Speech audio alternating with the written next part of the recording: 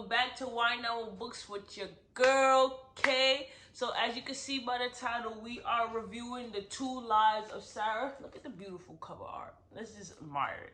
Yeah, so we're reviewing the 2 Lives of Sara. I hope everyone's January is going good so far.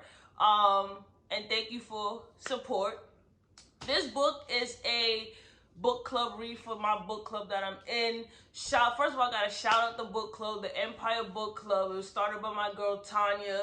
Her Instagram handle is Sorry I'm Always Book. The book club page is the Empire Book Club. So if you're looking for a book club that's based out of New York, she also does a virtual book club as well. Go over to her page and hit her up. Anyways, let's jump right into it. So with this video, I really enjoyed this read. I'm not going to spoil it too much because, you know, when I don't spoil it, I want you guys to read the book. If you read the book, drop it in the comments. But I will go through, we'll have a little discussion. Hopefully the video is not too long. Let's jump right into it. I'm not drinking any wine because I'm on a fast. So I know you guys sometimes ask why I don't have any wine. That's why. Right? So let's jump into it with my water. All right. So the 2 Lives of Sara.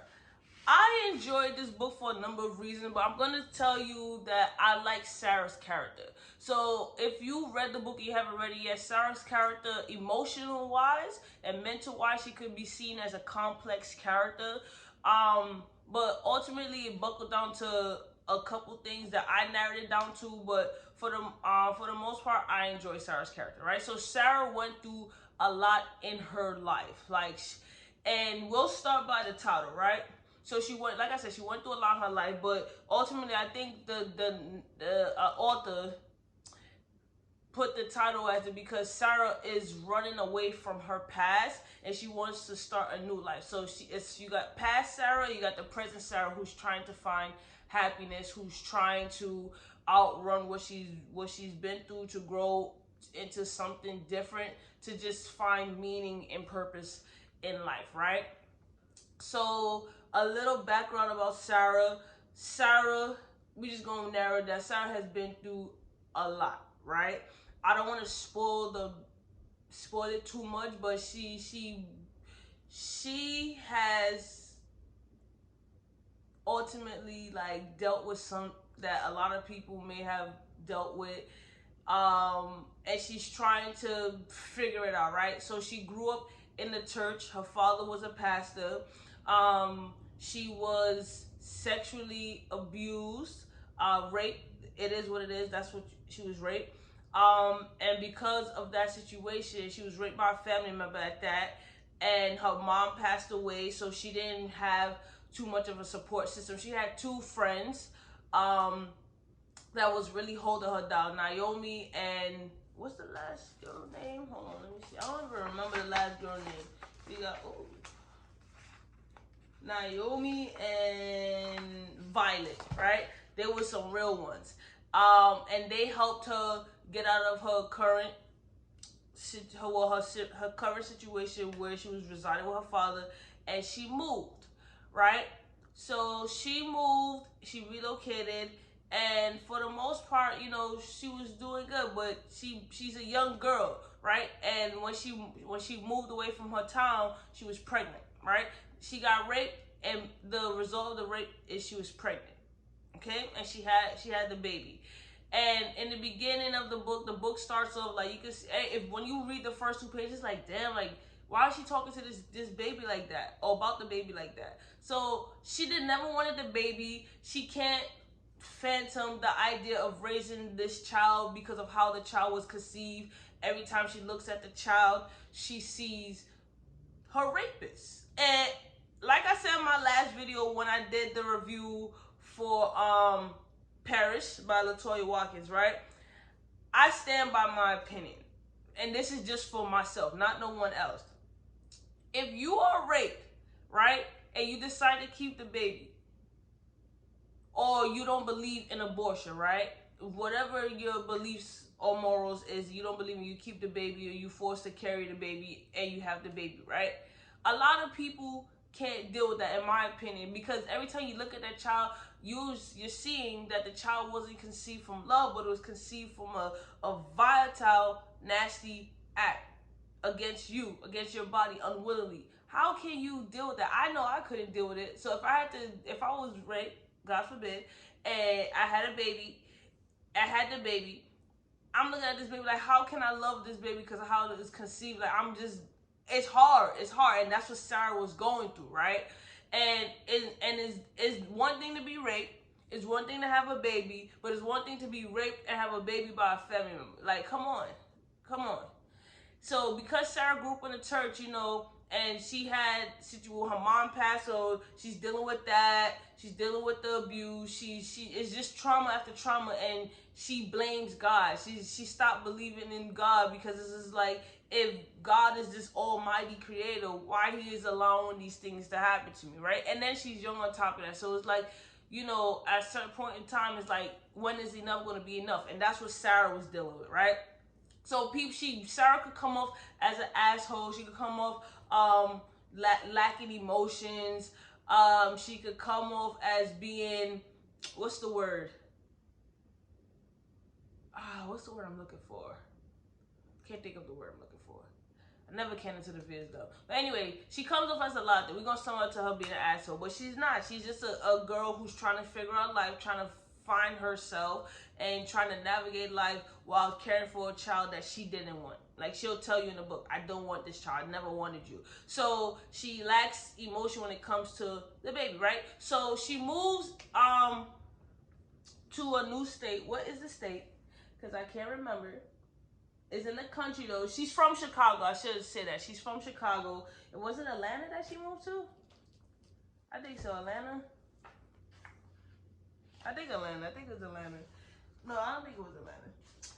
She got Memphis. Sorry, Memphis. Well, I said Atlanta. She moved to Memphis, from Chicago to Memphis, right? So she went to the south. So Naomi had a aunt who lives in Memphis, and named Mama Sugar. Mama Sugar runs a boarding house called the Scarlett Poplar, and she goes to stay with Mama Sugar to make her keep. She cleans, she cooks, and Sara is a phenomenal cook. Phenomenal cook in the book. Like, in the book made me want to try her food, right? So she cook and clean. She's in the book is after about a year. Like I said, when she went to Chicago from Memphis, she was pregnant. A year has passed by. She's had her baby, right? Lebanon. She named the baby Lebanon, right? And, ultimately, Sara still hasn't gotten close with anybody. She wakes up, do the same routine, helps, and she's minding her business. She's staying clear because Sara feels like if she allowed people into her life, it's only going to lead to pain. It's only going to lead to heartache. And it's going to lead to her caring. And her caring equals her pain, inviting people in, meaning they may suffer for just knowing her. So she's protecting herself, but she's ultimately trying to protect the people around her. But the people around her are so caring. I love Mama Sugar, right? Mama Sugar is a character, like, she's that grandmother that has been through so much and has so much wisdom that you want to be around her. And she's fun, and she's learned from her mistakes, and she's trying with the next generation. I love Mama Sugar's character, right? And it was just, if you ever read it and you want to read about Mama Sugar's character, read it, right? She's also a woman who has been through pain, who is suffering, but God is her light, and she used the love of God to give back 10 times fold. The thing I can say about this book is that, honestly speaking, love can break through anything. That's the message that I got from the book. One of the messages, but the main message is that love really can conquer all if it's done in the right way, if it's genuine, right? So, anyways, without spoiling the book, Sara is, not open to the idea of falling in love. She's just like, this is my life now. I'd rather suffer. I'm suffering. Things keep happening. If I open my mind to the idea of hope, something good might happen, and then right when it happens, something bad happens. And I'm not gonna lie, everything Sara felt, her feelings, the way she thought, her mental process, she was right. Anytime Sara got a little bit of happiness, something happened, right? But the thing that I like about Sara is that she would blame herself. And I'm like, damn, Sara. Well, honestly, I can't blame her. I can't blame Sara for thinking that, because if you go through life, right, and something good in your life happens, and then right after that something good happens, something bad happens, and it's a pattern, it continues. Why would you continue to hope for something good to really stick and be stable in your life? In your mindset, you automatically gonna go to the negative, like, I ain't even gonna be happy about this because I know it's about to happen, right? And that's how Sara thought. I'm like, dang, like, Sara can't catch a break. And reading this book, I was so mad at the author. Like, this book, I was really engaged, right? I'm not gonna. And Sara was very funny. I'll say that she was very quick with the comebacks, and that's why I also enjoy her character, right? But the author did my girl dirty. Like, the author Sara, like, I mean, that's not the author name. Author is Catherine. But she did Sara so dirty. I was screaming in the book. I had to take a break real quick. I'm like, why can't Sara be happy? Like, she done went through all this. Why you keep making her suffer? Why? I need to know. Like, why you kept doing that to Sara? Like, Sara needed happiness. I was really rooting for Sara. I'm like, listen, when you peel back the layers of Sara's character, she's just a young girl who wants divine happiness, who wants peace, who deserves that. Right? She was a good soul. She was very protective. Like, the people, when Sara love and she show you her love, she's protective. She's gonna be there. She's gonna ride for you. That's Sara. Despite anything, she may want to be hard, but that was a facet, right? And I'm like, Sara did so much good in this life, in her life, and you gonna keep making her suffer? Why you doing that? I was so like, this book ending had me in my feelings. I'm not gonna lie. I'm not gonna spoil it because I want you guys to read it. But I'm just gonna say, this book ending, was in my feelings, and this is the most recent book that had me the ending had me in my feelings for a while. Cause I'm like this is one character's like, why can't she catch a break? I was mad for Sara. Like, I was on Sara's side. Like, why are you doing that to my girl? But I'm gonna ask the author that too when we do the author.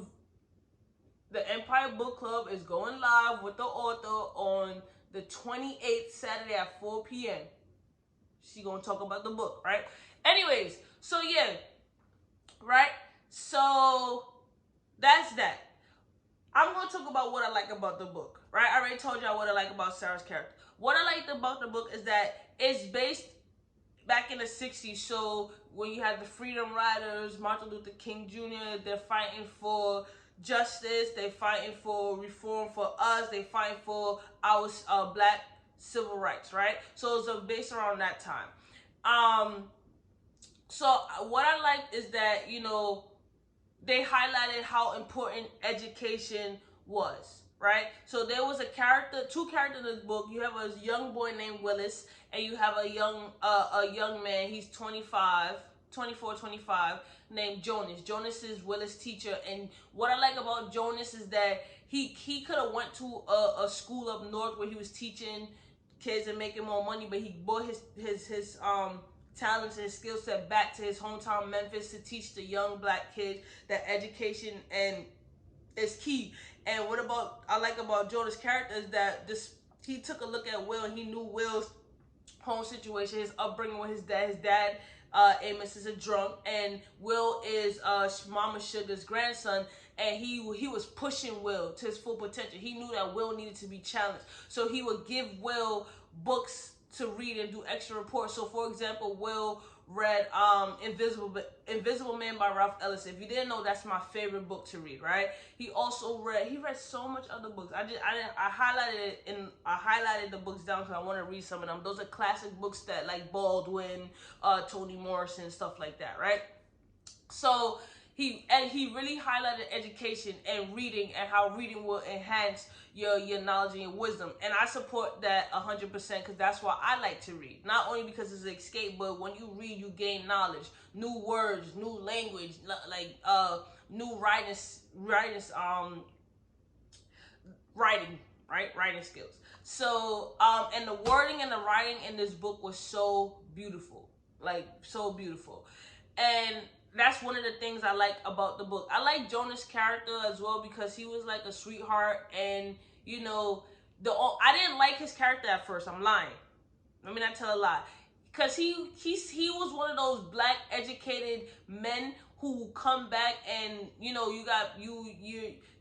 are I'm stuttering. You're interacting with other people who don't have the same education as you, and you always constantly correcting them. Like, you correcting how they talk, you correcting how they say certain things. Like, just because you got your education don't mean you have to come back and treat people like they're inferior to you. And I didn't like that. Like, he was a know-it-all. I can't stand people like that, right? But I understand sometimes you can't help it. It's okay to educate people, but when you sometimes feel like it's like if you belittling them and thinking that you're a know-it-all because you got this education, they don't have the same wisdom or knowledge as you, that's why I drew the line. So I didn't like his character in the beginning because of that. But as I got to know him, I honestly feel like that was his defense mechanism, because without his love for reading, his love for writing, he was a man of many talents and stuff like that. It's like, who is Jonas, right?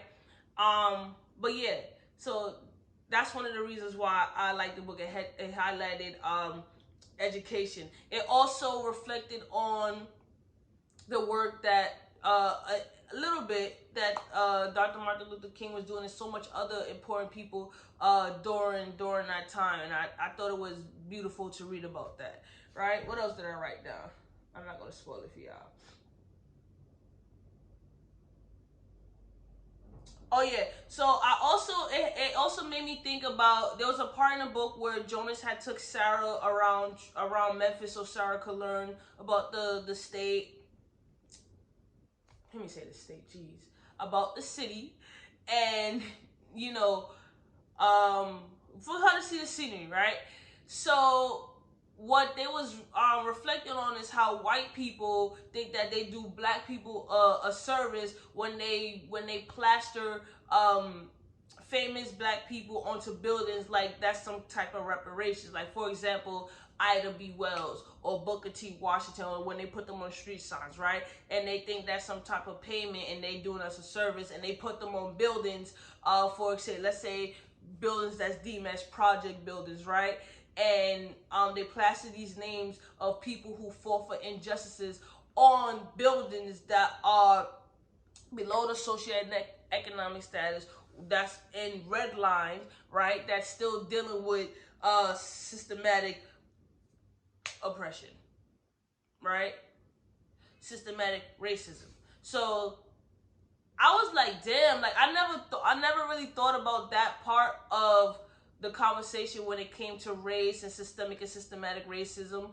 And I'm like, wow, like that was something to think about. Like, the book was interesting read, but it also educated you. And I like to be educated. So, and when you get a different perspective, I'm like, damn, like we really missed that part of the conversation, right? So I really enjoyed reading that part of the conversation, because it was intellectual and stimulating conversation that was occurring through the book. And one thing I like about Sara, Jonas really underestimated Sara, right? Sara was very smart. She enjoyed reading. Her mother used to read to her. Like, so a lot of the books that Jonas would have Will read, Sara already read it, right? And I was just like, that's why another reason why I like Jonas' character, because you underestimating people. You're not the only smart one, right? So Sara was very smart, and she was a girl of many talents, and she was just that girl. Like, she was just that girl. So let me see what else I like. Let's go back to Mama Sugar's character, right? I could talk about Mama Sugar's character, because Mama Sugar, again, is a woman of wisdom, and she runs the Scarlett Poplar, right? So she runs the Scarlett Poplar to give people a place to, while they coming into to town temporarily, a place to stay. She's a cook. She's very clean, but she also has her past. She's a woman who has regrets. And she's a woman who hurts, but she doesn't. She utilizes her hurt, and she turned into something graceful, right? And she's a strong woman who takes everything that's thrown at her, and she doesn't throw it back at you. She takes it, she let it marinate, and she gives it back out again in grace, right? So with her, she had a baby, her first child named Lucky, right? With a man who was deep in the drug game, and she didn't want to be a part of that. So she tried to leave. She was also in an abusive relationship, right? So she tried to leave with her son Lucky, that's her oldest, and the father's basically like, I will find you, you're not taking my son. So in order to save herself, she left her son with the father, right? And the son also wanted to stay with the father. I should mention that they was very alike, right? So she had to leave, because had she stayed in that situation, she probably would be dead, and she probably wouldn't have been the woman, or she probably wouldn't have been the woman that she is today. Like, sometimes she made a sacrifice, but she always wanted to leave, establish herself, come back and get her child. It just, years went by and too much time had passed, and ultimately, because she never brought her son with her, right? She also wrote letters to her son, but of course, the father, vindictive baby daddy, didn't give the letters to Lucky. So she eventually started a new family. She met another man named Vanellis, and she had two other children named Amos, and she had a daughter named Bonnie. Unfortunately, Bonnie died, a girl, when she was young, so she has Amos, right? So when Lucky came back into town, Lucky wanted to use her parlor as a place to run numbers and stuff like that, but Mama Sugar's a woman of God, and she's not with that. So she's like, listen, Lucky, I'm not about to do that. When you get yourself established and you're ready to do right, I'm always gonna be here. My love for you is the same. My door's always open. Lucky not trying to hit that. Lucky is holding on to the idea that his mom left him. His mom doesn't love him, and she owes him, right? So he hates his mom. And she understands that she that's one of her biggest regrets, but she's trying to work through forgiving herself, praying to God. She's doing what she has to do, and she understands that she's taking accountability for her actions, right? She has another son named Amos. Amos is a drunk. Amos is Will's father, and Amos is very verbally abusive towards Will. He doesn't take care of Will. Like, we're not even gonna get into his character. He's selfish, right? Very, very selfish. And he doesn't take accountability for nothing. And Mama Sugar, this is a part in like she babies him. Like, she never put her foot down. And a part of that is she feels like she's being punished for her actions in the past. So it's a lot going on. So she's a woman who have regrets when it comes to her children, because she knows she could have done more, but she didn't. And because now they all grown up, it's like they set in their ways. So it's not much that she could do but provide the love and support that they need, right? I also just spoiled the part, because nobody knew, well, whatever. Nobody knew that Lucky was her son until Sarah found out what they were, right? And I'm like, yeah, so Mama Sugar, she was really she's a pillar of her community. So she's trying to right her wrongs, and you can only ask for forgiveness within yourself and try to do things right. And what I can say is that in this conversation, parents, like with her, she has her regrets as a parent, but ultimately, you know how they have that argument where you have two kids that grew up in the same environment, same household, but one goes down the path of righteousness, or one goes down the path of doing wrong. It's something like that. But because both her kids end up not being what she wanted them to be, or till they do stuff to the best of their potential, she has those regrets. But ultimately, I could say that, as a parent, once you take accountability for your role, you trying to do right, and you trying to stay your kids wrong, you doing what you can, you've done all you can, and you can't change that, right? I think a lot of the arguments that parents ultimately shape their kids' mindset. Not gonna lie, especially the environment that you grow up, and they have a big part to play in their child's life. But at the end of the day, it's still up to us to decide as a child what direction you want your life to go. You could either let your circumstances eat you alive, or you could use your circumstances to build you, to promote growth within yourself, and learn from it and do things differently, break those cycles, right? That's just how I feel. If you think I'm wrong, drop it in the comment, right? The author definitely did a good job in highlighting Mama Sugar's love, her grace, her failures, right? And I think she did the same thing with Sarah, right? The one thing that I did not like in the book is that towards the end is Sarah's action. Like, again, I'm not gonna spoil it for you guys, but I didn't like that Sarah ultimately removed herself from her past situation, but in the end the author made her go right back to the same circumstances that she was running from. Again, I don't understand why the author did that. Well, I think I'm lying. Like, I could see why the author ultimately led Sarah back to her beginning, because Sarah never had the tools or the resources to really heal from her situation.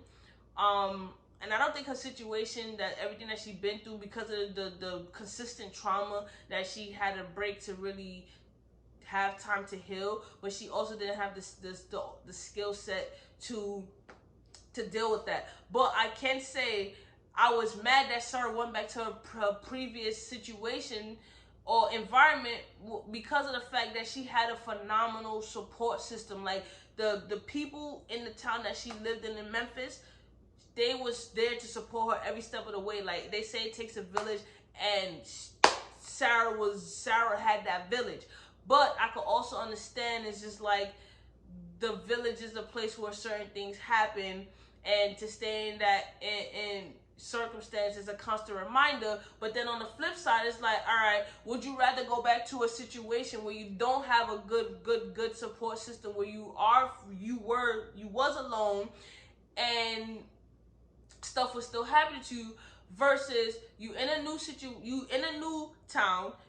Yes, traumatic stuff is still happening, but you have a phenomenal support system that's going to be there for you day in and day out when you need them, that could give you the undivided attention and break that you need. So that's why I couldn't comprehend why the author will allow Sarah to go back to the same situation, but the only difference that she's alone versus she's in a new situation, right? She's dealing with trauma, but she has a support system this time. I don't understand that. Like, I tried to reflect on it, I just don't understand that.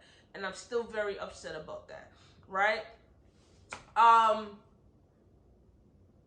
I'm gonna say again, I hate Amos' character. Amos is a dude that would really make a child want to kill themselves. Like, and I commend Will's character. He's a young boy who was 14, 15.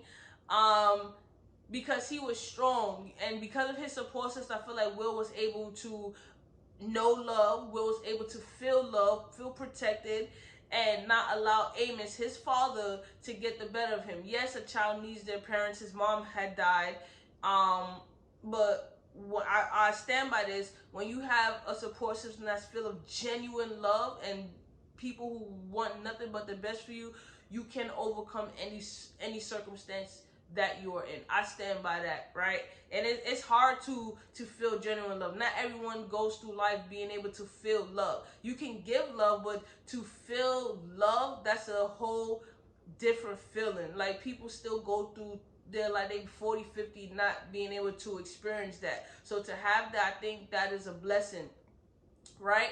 And again, I said in the book, the message I took from the book is that love can truly conquer all. Love can truly heal all. When you experience genuine love, it feels like, and not only from people around you, but from the Lord. That's what I believe.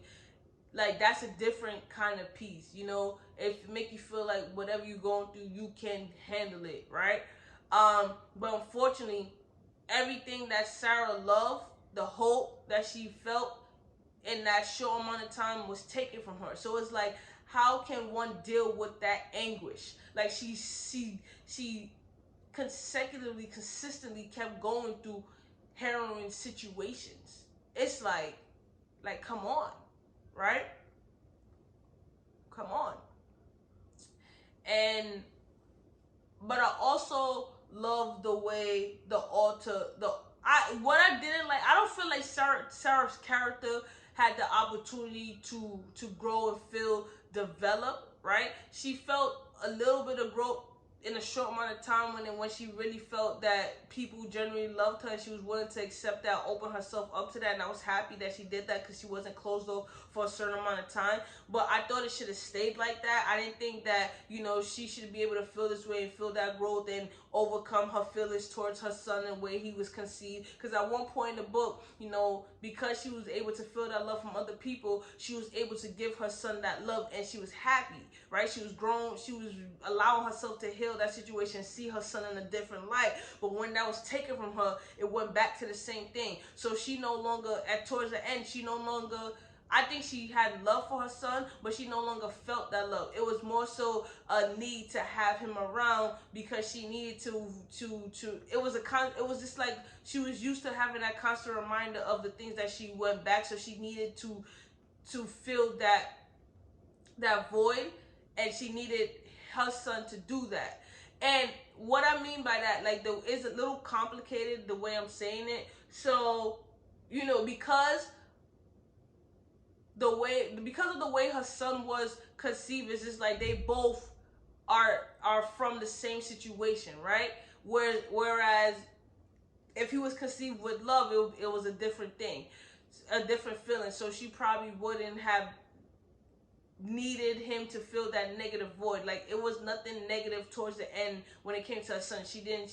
That love that she was feeling for him was starting to be lost, and she only wanted him around because they both came from the same situation, right? And I was just like, you know, I didn't like that, because if there is a part two, or as a child grows up, you know, Sara, because she has the consistent mind of those traumatic experiences and how he was conceived, she might ultimately hurt him because she can't produce the love that he needs, produce the support that he needs, right? And the affection that he needs. So she's going to end up hurting him, leading him to deal with a generational cycle. And I was just like, why? Like, you know, it doesn't leave room for Lebanon the son to have a good life, well, good experience with his mom. And I just like I said, I don't know why the author did that to my girl Sara. I just don't know why. But I also feel like the message that needs to be told from this book is that, you know, support goes a long way. Secrets hinder families. Secrets destroy families. The pastors of the church are not saints. They precisely are the ones who be doing the most dirt, in my opinion. But I love this read. Like I said, I love this read. I don't want this video to be too long. If you read the book, drop it in the comments. Like I said, I didn't want to spoil this read because I want you guys to read it, and I don't want to, you know, destroy the anticipation that the book will bring to you. Drop in the comments and let me know what you guys want me to read next. Like I said, some of the books that you guys requested, I can't find. And I think like 2-3 videos ago, I let y'all know what books I couldn't find, or I wrote to you in the comments. So if I can't find the books, I'm trying to do you guys' review. Just drop new book suggestions in the comment section, and I will take a look at it. I haven't forgot about you guys. We're gonna do a topic video next because you guys asked for it. I don't know what the topic is yet. I guess when I read my next book, I'll pick a topic based upon that book. But again, thank you for all the love, the support, the continuous like and subscribe and sharing, all that. And your girl is out.